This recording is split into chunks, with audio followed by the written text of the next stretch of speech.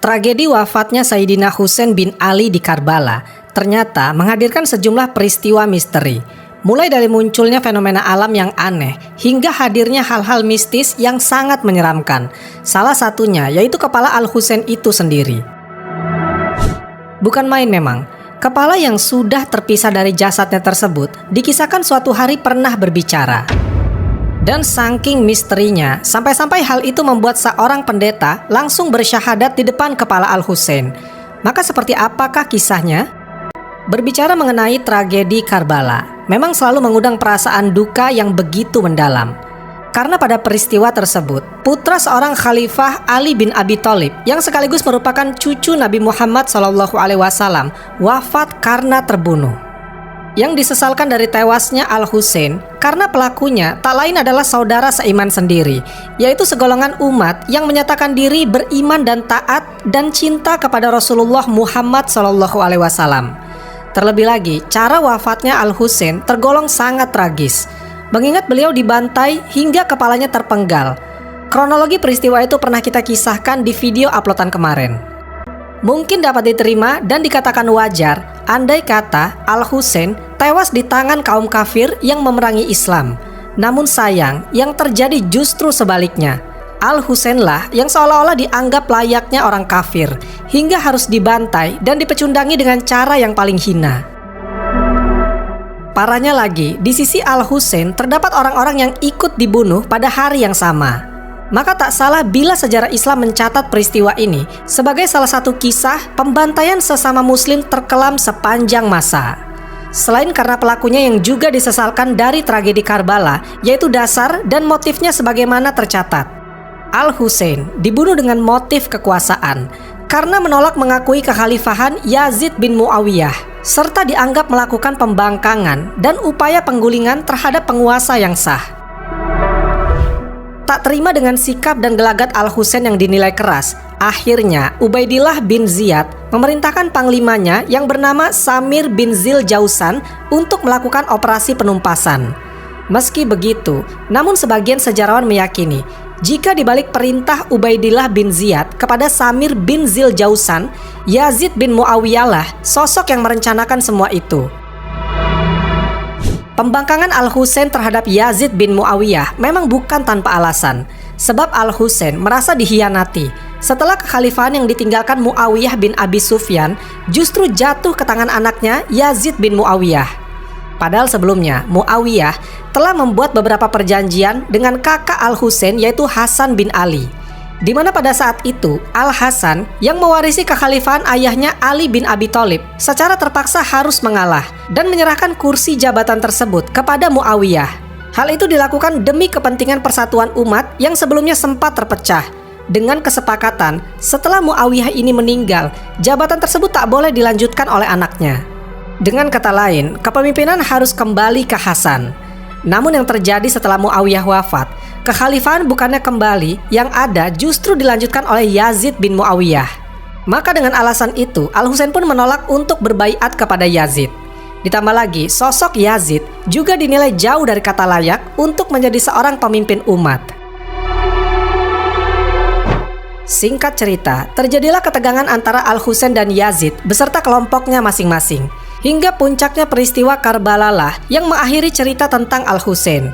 Kekalahan Al-Husain beserta pengikutnya di Karbala laksana kemenangan besar yang disambut gembira oleh Ubaidillah yang saat itu menjabat sebagai gubernur di Kufah pada masa itu. Sebab dengan tewasnya Al-Husain seolah membuat dirinya seperti seorang pahlawan di mata Yazid bin Muawiyah. Namun bagi muslim yang waras, Ubaidillah tak lebih dari seorang penjahat berwatak jahanam, bahkan layak disamakan dengan orang-orang kafir yang memerangi Islam. Mungkin tak berlebihan bila kita menyebutnya seperti itu, sebab atas perintahnya lah Husain sampai terbunuh, dan atas perintahnya pula kepala Al-Husain jadi bulan-bulanan dan hinaan orang. Sebagaimana diceritakan dalam beberapa riwayat, bahwa setelah Al-Husain dibunuh dengan cara dipenggal, kepalanya diambil untuk dijadikan alat bukti. Kemudian Ubaidillah bin Ziyad memerintahkan pasukannya untuk membawa kepala tersebut ke pusat pemerintahan Yazid bin Muawiyah di Damaskus. Namun sebelum dibawa ke sana, Ubaidillah memerintahkan agar kepala Al-Husain diarak ramai-ramai menyusuri jalanan di kota Kufah. Sehingga pada waktu itu, kepala Al-Husain menjadi tontonan masyarakat. Bahkan saking biadabnya, kepala Al-Husain sampai diletakkan di ujung tombak sembari diacungkan ke arah langit, sambil diiringi sorak-sorakan ria serta kalimat-kalimat cacian, seolah ingin memperlihatkan jika kepala tersebut merupakan simbol kemenangan heroik. Hal itu pun juga mereka lakukan saat kepala Al-Husain sedang dibawa menuju ke kota Damaskus. Tetapi yang namanya kebatilan pasti akan terungkap. Maka dengan kuasa serta izin dari Allah Subhanahu wa Ta'ala, kepala suci Al-Husain pun seketika dapat berbicara. Dalam berbagai riwayat disebutkan, kisah berbicaranya kepala Al-Husain terjadi saat pasukan Ubaidillah bin Ziyad sedang menempuh perjalanan panjang dari Kufah ke Damaskus. Tepatnya ketika mereka mampir di sebuah tempat dekat dari biara. Kebetulan di biara tersebut ada seorang pendeta alim beserta pengikutnya yang menetap di sana, sehingga keberadaan rombongan pasukan dapat disaksikan secara jelas. Sebagaimana dikisahkan bahwa pada hari itu, pasukan pembawa kepala Al-Husain tengah melakukan pesta semalaman suntuk. Seperti biasanya, mereka menancapkan kepala Al-Husain dengan menggunakan tombak sambil duduk mengelilingi kepala tersebut. Saat asik-asikan berpesta, salah seorang di antara mereka tiba-tiba menyaksikan ada sebuah tangan keluar dari tombak dari biara itu. Misteriusnya, tangan itu menghampiri sebuah dinding lalu menuliskan pesan kalimat, "Apakah umat yang membunuh Al-Husain masih mengharap syafaat kakeknya pada hari perhitungan?" Menyaksikan hal demikian, para pasukan pun sontak merasa ketakutan. Namun karena penasaran, di antara mereka ada yang berupaya menghampiri tangan misterius tersebut. Begitu ingin dihampiri, tangan itu pun seketika menghilang. Tapi saat pasukan kembali ke tempatnya, tangan itu muncul kembali dan menuliskan kalimat lagi. Tangan misterius itu menuliskan kata-kata, "Tidak demi Allah, tiada pemberi syafaat bagi mereka pada hari kiamat berada dalam siksaan yang dahsyat." Kemudian tangan itu menulis lagi, "Mereka telah membunuh Husain secara aniaya. Keputusan mereka bertentangan dengan Al-Quran." Karena tak tahan melihat peristiwa aneh itu, para pasukan pun lantas menghentikan pesta mereka, sambil cepat-cepat mengamankan kepala Al-Husain dan memasukkannya ke dalam sebuah kotak, lalu mereka pun kembali ke tempat istirahat mereka masing-masing. Sementara saat waktu memasuki tengah malam, ada seorang pendeta di biara itu yang mendengar adanya suara orang yang meratap. Selain itu, dia juga mendengar suara seseorang yang sedang bertasbih. Karena penasaran, sang pendeta itu lantas menengok dari bilik jendela. Betapa kagetnya sang pendeta saat ia melihat pancaran cahaya dari langit turun menerangi sebuah kotak yang tak jauh dari tempatnya. Yang membuatnya tambah terkejut, pendeta itu juga mendengar suara orang yang mengucap salam yang berasal dari cahaya tersebut. Hingga pada akhirnya, sang pendeta pun berniat untuk mencari tahu apa isi dari kotak aneh misterius itu. Ketika waktu memasuki waktu pagi, sang pendeta segera keluar dari biara lalu mendatangi para pasukan itu. Kemudian pendeta itu bertanya, "Wahai tuan-tuan, apa isi dari kotak yang kalian bawa itu?" Salah seorang pasukan itu menjawab, "Wahai pendeta biara, isi kotak itu adalah kepala Husain bin Ali." Sang pendeta bertanya lagi, "Siapa nama ibunya?" Dijawab lagi oleh salah seorang pasukan, "Ibunya bernama Fatimah binti Muhammad." Mendengar jawaban itu, sang pendeta lantas berkata, "Celakalah kalian atas apa yang sudah kalian perbuat. Sungguh benar apa yang telah diberitahukan oleh para rahib kami, bahwa apabila orang ini terbunuh, langit akan menurunkan hujan darah. Dan ini tidak akan terjadi kecuali ia adalah seorang nabi atau penerima wasiat nabi."